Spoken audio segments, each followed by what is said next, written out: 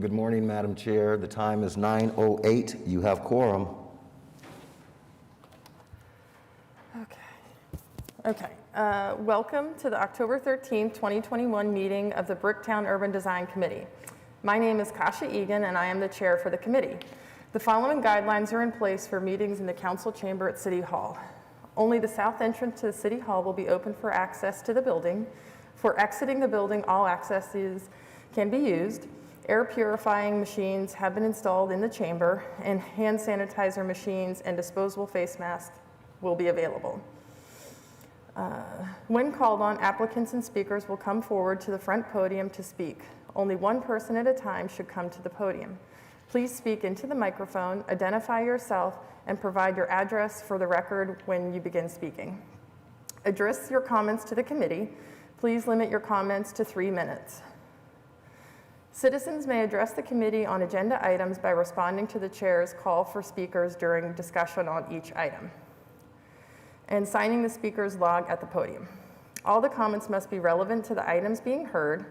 The chair or the presiding officer may, in his or her discretion, prohibit a person from addressing the committee and/or remove that person from the council chambers if that person commits any disorderly or disruptive behavior. Please refer to the meeting agenda for more information about these requirements. If you are parking in the Sheridan Walker parking garage north of John Rex Elementary School, staff can provide you with a parking validation ticket. The agenda and documents are located at okc.primegov.com/public/portal. You would select the Bricktown Urban Design Committee meeting. Once you're then click on the agenda item, and related documents will come up below the item. Mark, will you please call the roll? Thank you, Madam Chair. Committee Chair Egan. Present. Committee Member Thompson. Committee Member Cancillo. Present.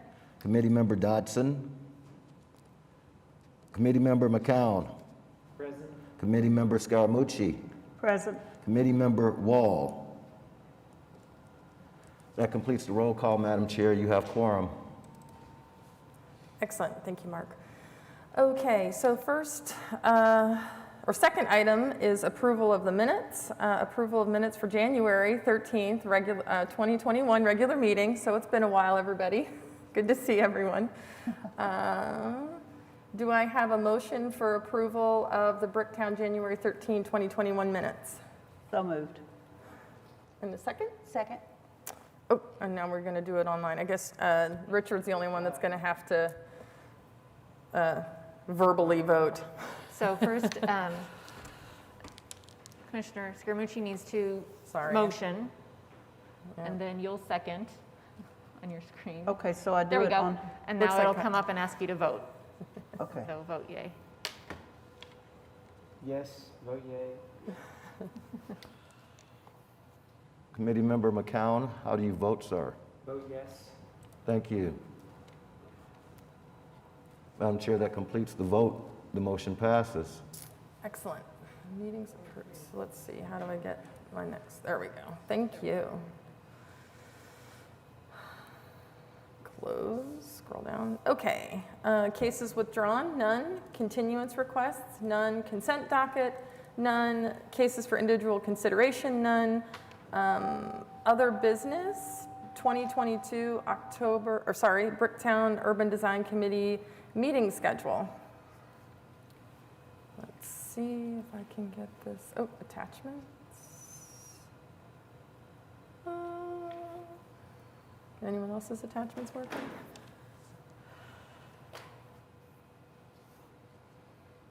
Do we need approval for this?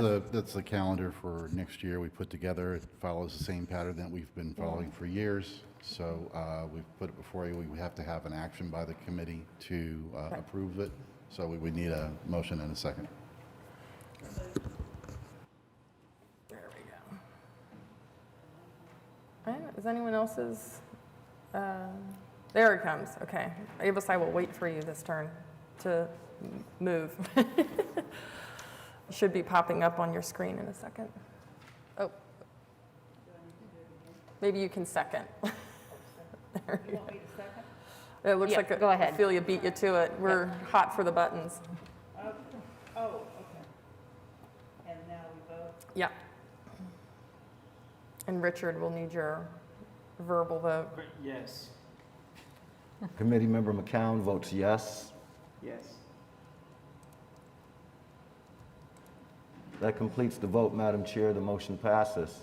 Excellent. So we have our schedule for next year. Okay, now the fun part of today, communications. We have a presentation from TAP Architecture for informational purposes only. Let's see, yes. Good morning. Morning, Madam Chair. Morning. Sorry. Members of the committee.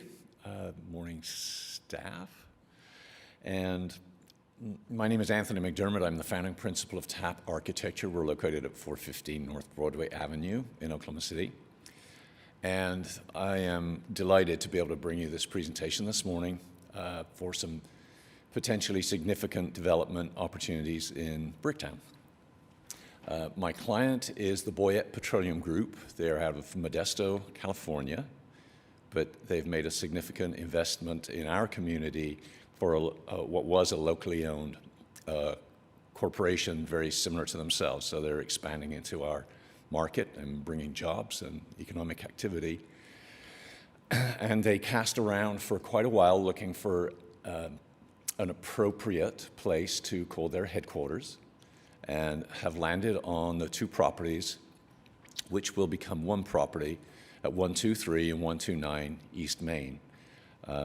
And what I would like to do is give you an overview of some very conceptual ideas that we've talked to the owner about, and invite your comments and any questions that you might have.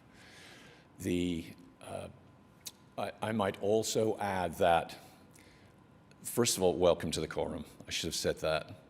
But I'm delighted that we have a quorum, not that there's any official business to transact this morning, but it's just nice to see you all. Just to give you a little background to the purchase, so the owner has this property under contract. Since they put it under contract, they have a 90-day window in order to do their due diligence, and those of you in the real estate business know exactly what that means. So we've got several things concurrently going on. A building conditions report, a building structural conditions report, and then also, I think before making a significant investment, the owner quite understandably wants to get a sense for if what their intentions for the building are going to be negatively or positively received by the design committee. I think you can understand that a potential buyer does not want to purchase a property if they know that they're going to face, significant opposition from a design committee that has recommending authority to City Council. So that's kind of where we are, but I am delighted to share these sketches with you, and let me see if I can drive this train. Yes, ma'am.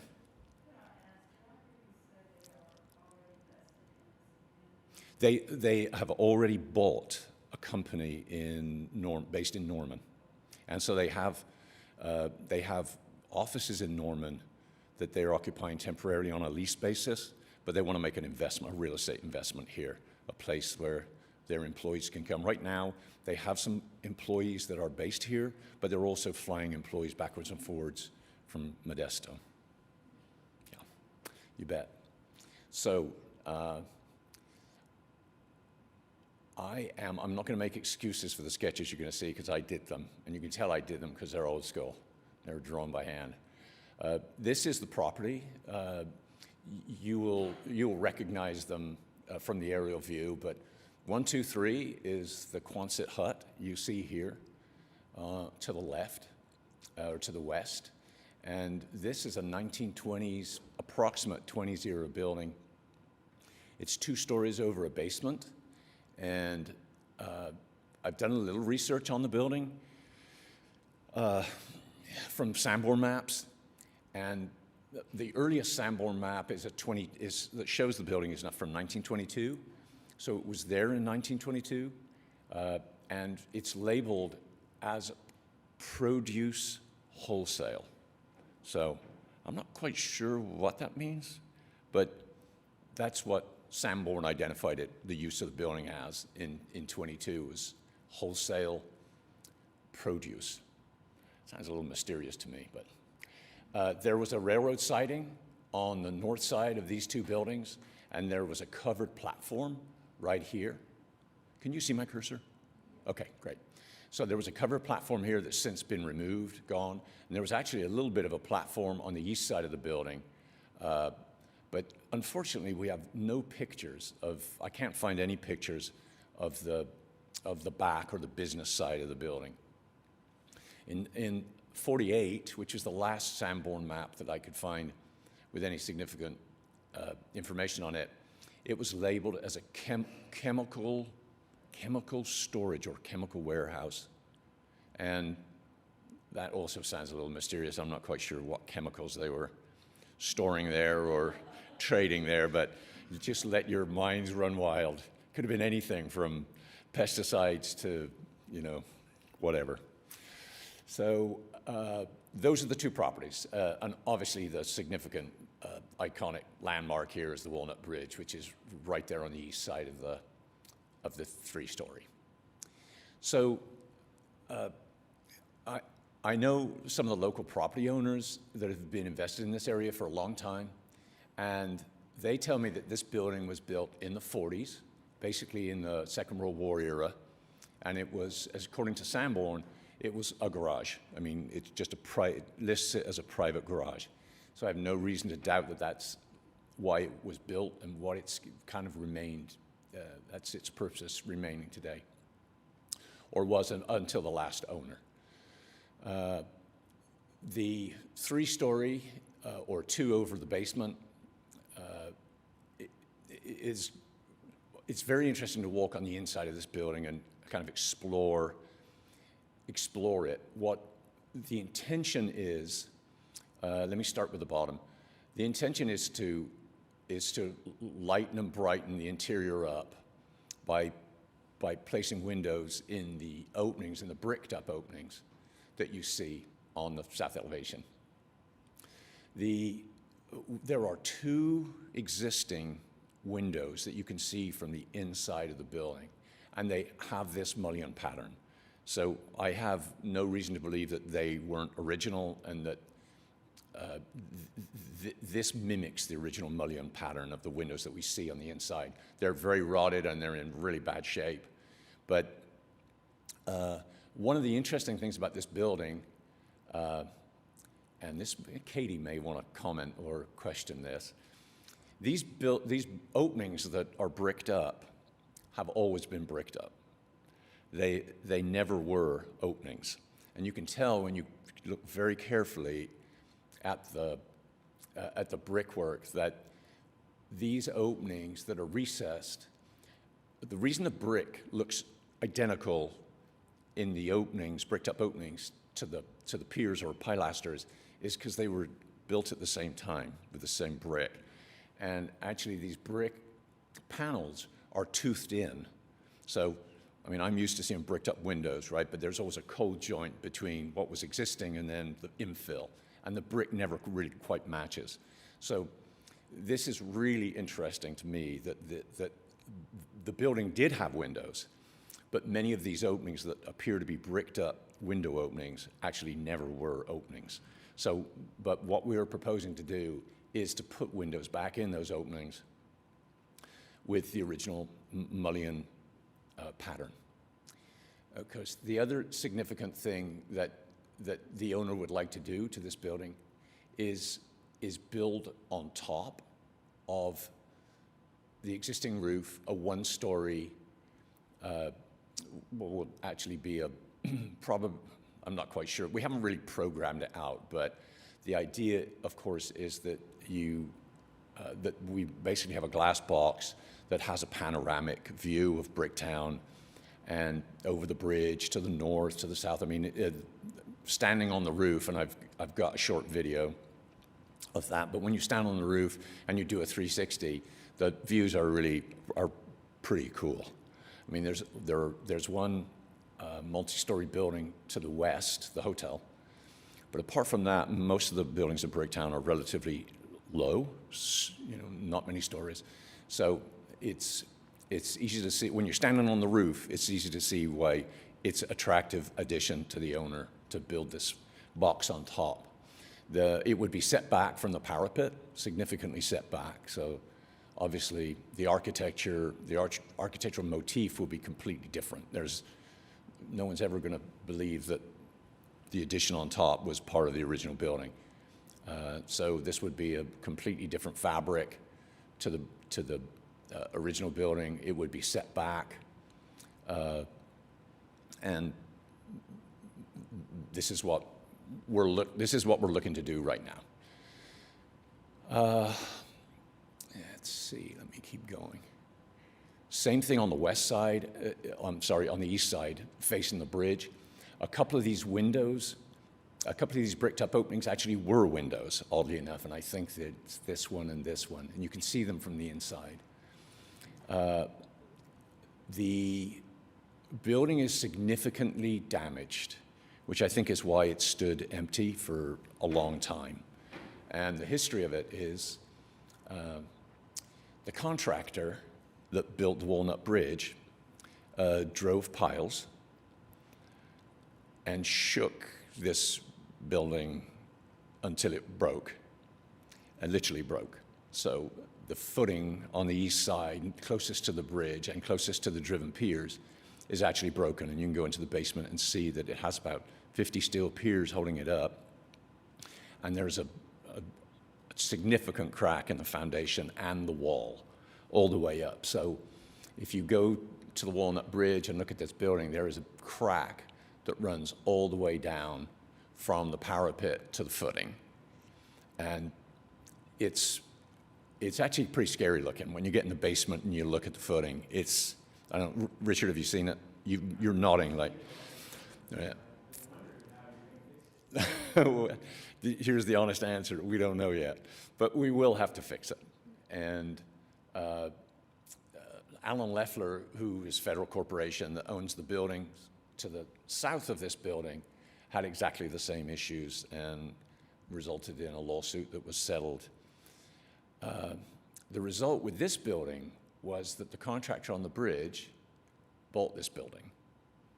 And rather than settle, just bought the building. So it has sat vacant and empty for a long time, and it doesn't have a fatal flaw, but it's not well. And so I think we are extremely fortunate to have an owner that's willing to come in and tackle this project. And I applaud them for seeing the potential in saving this building and bringing it back to something that will be a great asset to the community, in my view. Yes, ma'am.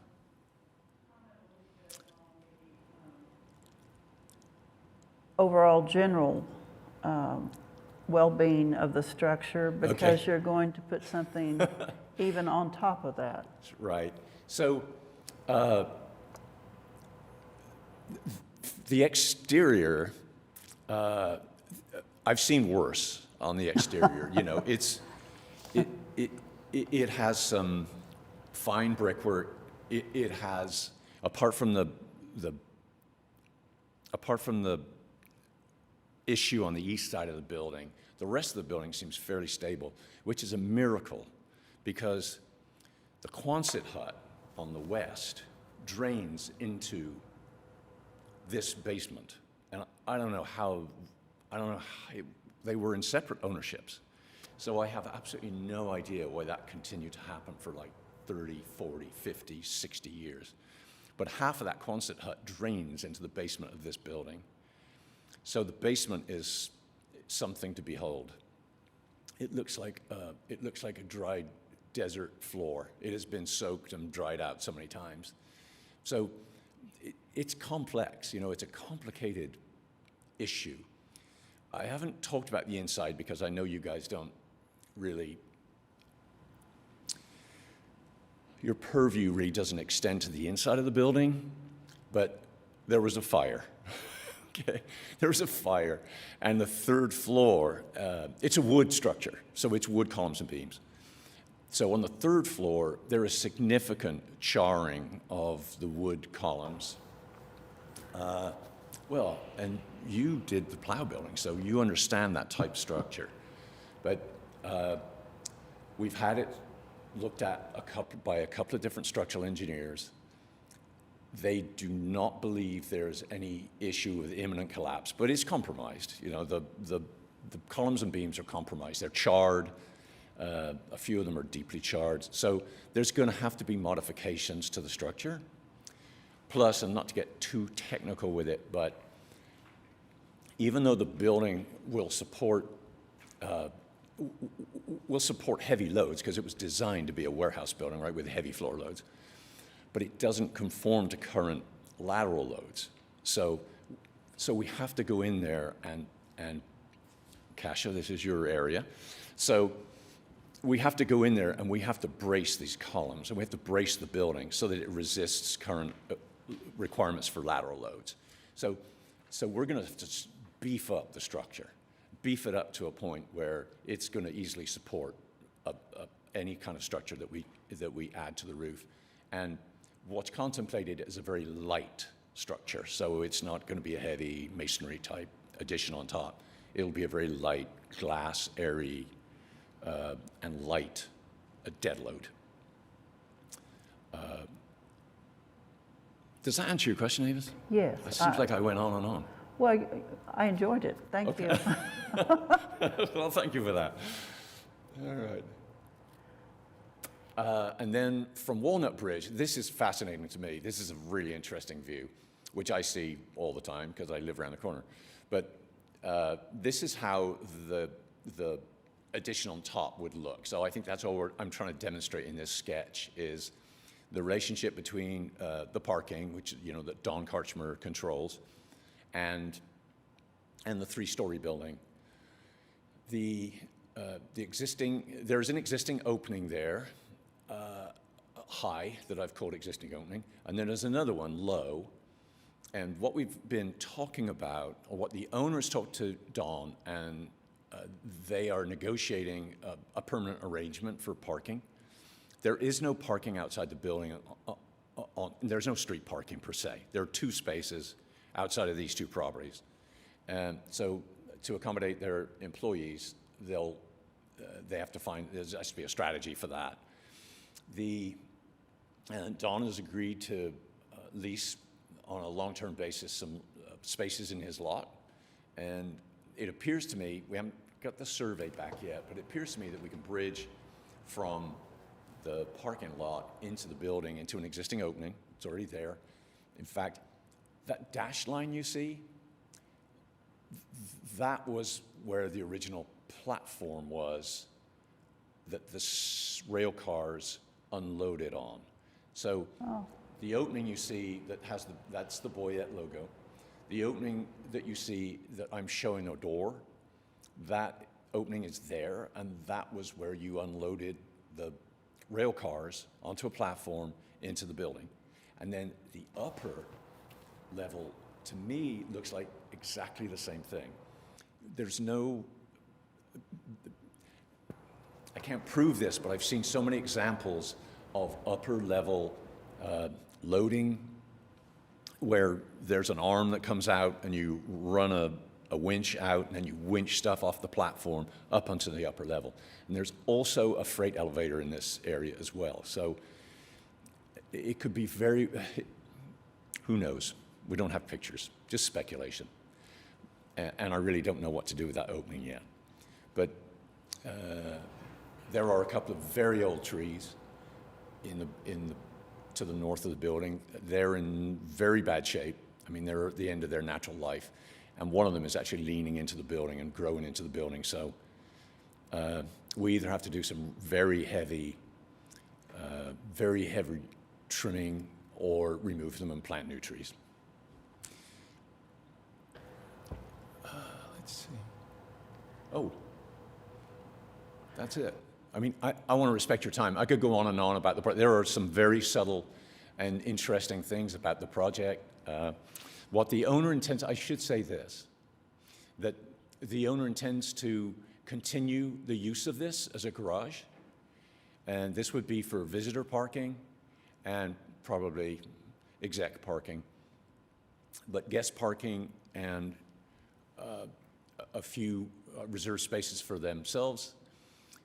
Right now, we're talking about making a connection between these two buildings that doesn't exist right now, and stopping the water coming off of this roof into the basement. So there's quite a bit of conversation that needs to take place about this intersection between these two buildings.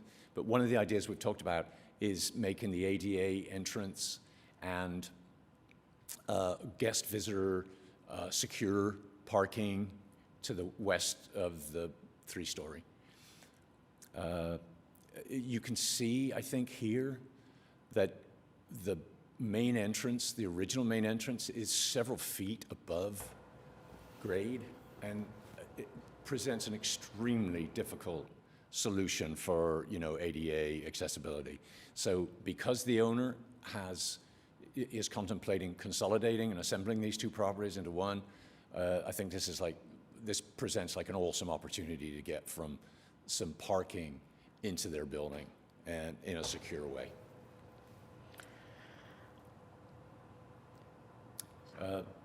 Lingo is the contractor that the owner has selected to do the building. Lingo's done, as you know, has done several really successful projects in Bricktown. I've worked with Stan many times. I'm thrilled to be working with him.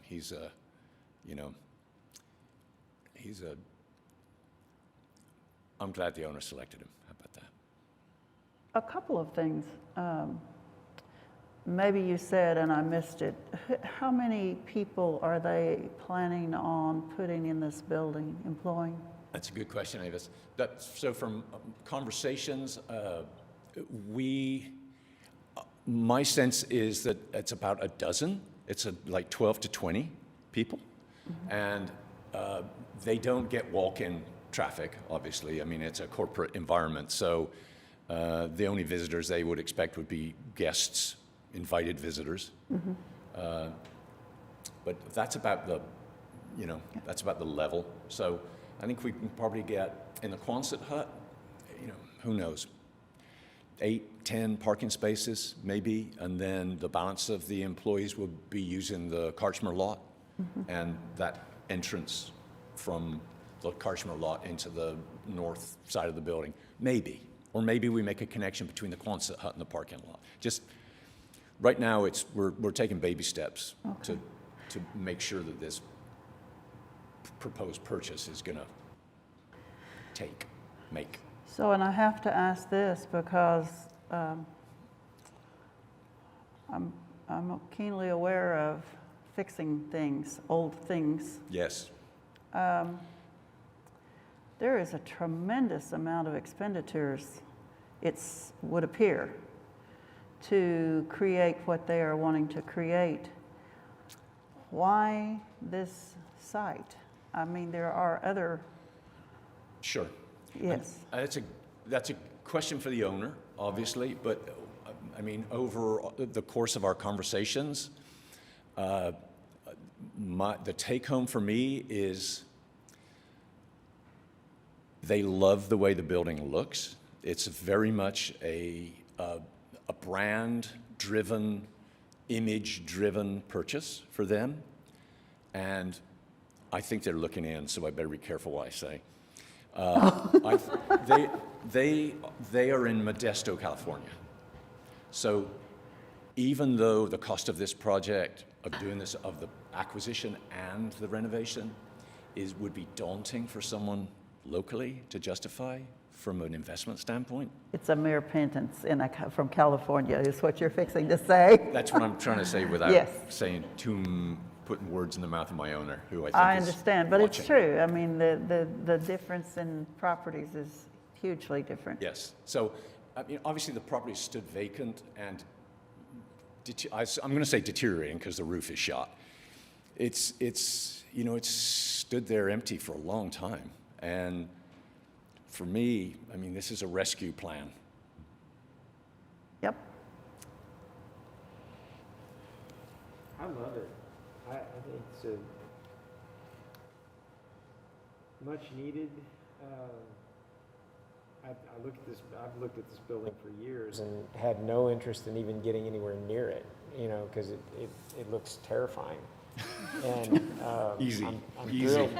I think the buyer's looking in. But it's beautiful, Yes, it is. and this looks like a great plan.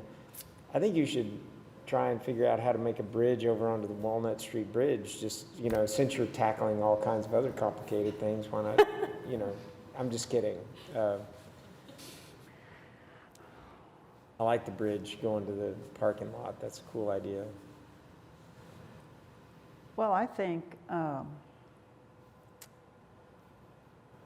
I love the idea of people investing in the Bricktown district.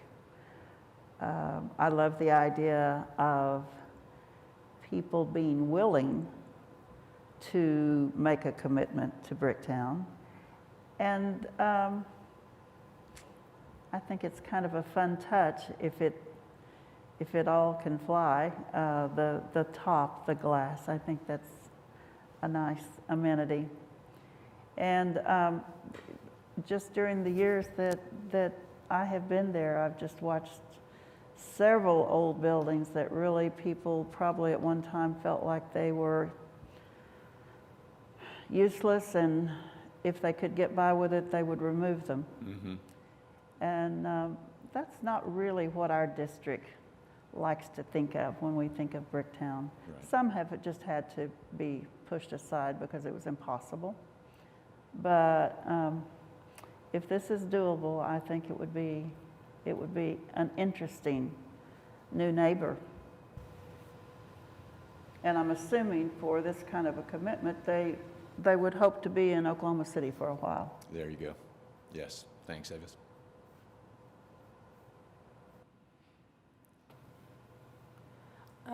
Do we have any more comments from the committee? Thank you very much for your time and presentation. This has Thank you, been Madam very Chairman. informative. We really appreciate it. Thank you. Now, if I can drive this properly. Oh, no.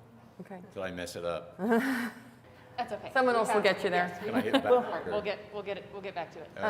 Is there any comments from the public related to this project at all? I just wanted to make sure we didn't have any comments. Okay. Thank you so much, Anthony. That was really fantastic. Great. We are Thanks. excited to see that. Thank you. And it's a day of presentations. I'm so excited. This just keeps going. We're usually done in 5 minutes anyway, so it's nice to So I'm going to run down and be fancy and stand at the podium and speak. Okay. So Yep. just real quick. So next is Planning Department staff will be doing a presentation for informational purposes only. Hello. I'm Katie Friddle, and I'm Principal Planner for Current Planning and Urban Design, and I'm also the city's Historic Preservation Officer. We thought that we would bring this to you all. The Historic Preservation Commission reviews every National Register nomination that goes through for the city of Oklahoma City. But because this nomination and the related thematic registration amendment are for Bricktown properties, we thought that this committee would be interested in hearing the information. So in 1983, a thematic registration was prepared for the red brick warehouses of Oklahoma City and was accepted by the keeper of the National Register. A thematic registration is used to nominate multiple properties that have shared architectural characteristics and historic contexts. It's kind of like a non-contiguous historic district, but it's not a historic district. They use these thematic registrations to then nominate properties individually to the National Register. Since this was prepared, 11 properties within Bricktown have been listed individually in the National Register under that thematic registration. The registration identifies red brick and an industrial architectural style typical of turn-of-the-century architecture as cohesive elements for the properties in this thematic registration. It describes numerous individual structures within the district, including Rock Island Plow Building, Wells Fargo Building that's now Whiskey Chicks, the Kingman Moore Building that's now Bourbon Street Cafe, and the Mida Key Supply Building, all of which were subsequently listed in the National Register of Historic Places. So recently, a new National Register nomination was prepared for the Will L. Bradford Building at 27 East Sheridan. In reviewing the nomination, the National Park Service asked that the nominator also amend the thematic registration because of its age. It was missing several sections that are now included as part of the form for a thematic registration that provide more specific criteria for nominating a property under a thematic registration. These address associated property types, categories of significance, and other registration requirements for the listing. So the property type has since been described in more detail as a red brick warehouse in the Bricktown district constructed between 1898 and 1930, exhibiting some or all of a list of specific physical characteristics. Significance is under criterion A for history, for the periods of economic growth that occurred in Oklahoma City at the turn of the century and again in the 1920s, as well as to the architectural significance of the district for representing commercial industrial warehouse architecture at the turn of the 20th century. So accompanied by this amendment to the thematic registration, the Bradford Building has been nominated to the National Register for its historic and architectural significance. It was constructed in 1909 by William L. Bradford, who was a local businessman and was an investment property. It housed a number of different manufacturers and wholesalers throughout its history. And it's anticipated that the property owners today will be using this National Register nomination to pursue state and federal tax incentives for the rehabilitation of the building. So you have the National Register nomination itself and the amendment to the thematic registration in your materials in PrimeGov if anyone wants to do more homework and read up after the meeting. But just wanted to briefly share that with you all to know the history and what's going on with the historic properties in Bricktown. So, and I can try to answer some questions, although some things I might have to say, you have to call the State Historic Preservation Office. So I'm curious, I'm assuming that maybe there's going to be development on the top 2 floors? Is that where we're kind of? I don't know the details of what they have proposed for the building. At this point, it's going through the first phase of being added to the National Register of Historic Places, but I imagine they're also working simultaneously with the State Historic Preservation Office on the work for the tax credit project itself. But yes, I would hope so. Yeah, the first floor is a new pizza place, of course. Yes. So, and I don't know about the second. Is it occupied or no? I don't know. That's interesting. Thank you.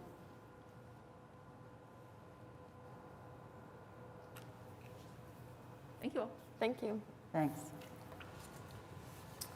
All right, so communications part B, administrative approval report. Met since January. We have been busy, even though you haven't been meeting. At the staff level, there are 23 administrative approvals that we processed over the past year since your January meeting.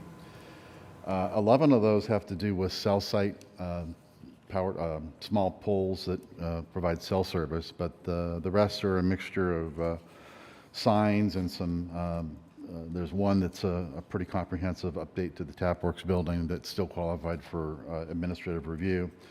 There's a landscape project at the corner of Lincoln and South Lincoln and East Reno that is probably going to be underway. And there's a couple of signs. The Circle K at Lincoln and Reno has been transitioned from a Circle K to a Casey's, and they've changed the signs out there. And there's some other miscellaneous approvals to other buildings, but they've all been approved over the course of the year administratively by staff, and I'm just reporting those out to you at this time. Thank you, Michael. Okay, so towards the end of all the busy work you guys have been doing, comments from the planning department staff? Any further comments today? I think the only other comment we'd have, you all got an email from us recently, I think that Michael sent out about the sign code, that was up for public comment.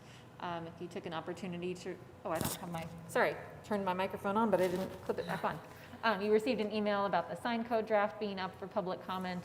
that will come to this body for a recommendation specifically from Bricktown Urban Design Committee as well. And you'll be seeing that from us likely in the next couple of months for public comment. Any comments from committee members?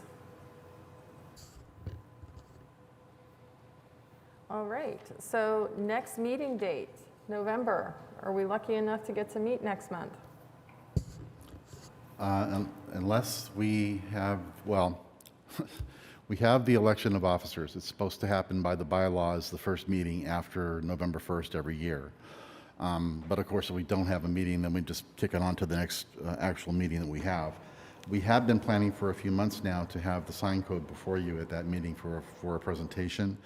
We don't know at this time whether that's going to be ready to go or not, so we can't confirm whether the meeting will be ready to go. But other than that, we have no cases submitted that would need your review. Okay. All right, with that, at 9:49, I will adjourn our meeting. Thank you. Thank you, everyone.